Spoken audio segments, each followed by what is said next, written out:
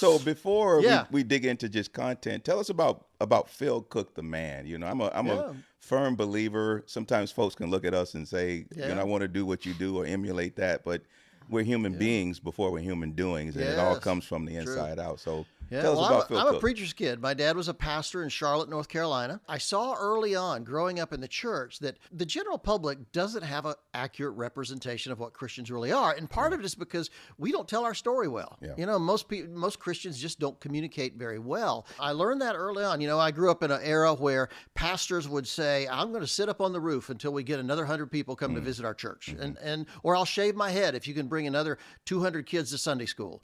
Wacky stuff, and I would yeah, have kids in high school say, why does Pastor so and so do such ridiculous stuff? And I'm yeah, thinking, yeah, that's not helping. And so I've always had this desire to help Christians communicate the gospel more effectively. And you're right, we live in a media driven culture. It's the most distracted culture in the history of the world. yeah, I saw a stat the other day that we touch our iPhones 265 times a day on wow, average. yeah, I was on a plane flying up for this interview today, and I looked around and I saw one person reading a book. Everybody else had their phone or their yeah, iPad open, and they're watching movies or yeah, something else. So I just really have this strong passion that if we don't learn to speak that language as yeah. Christians, we're not going to impact the Yeah, culture yeah, very well. huge.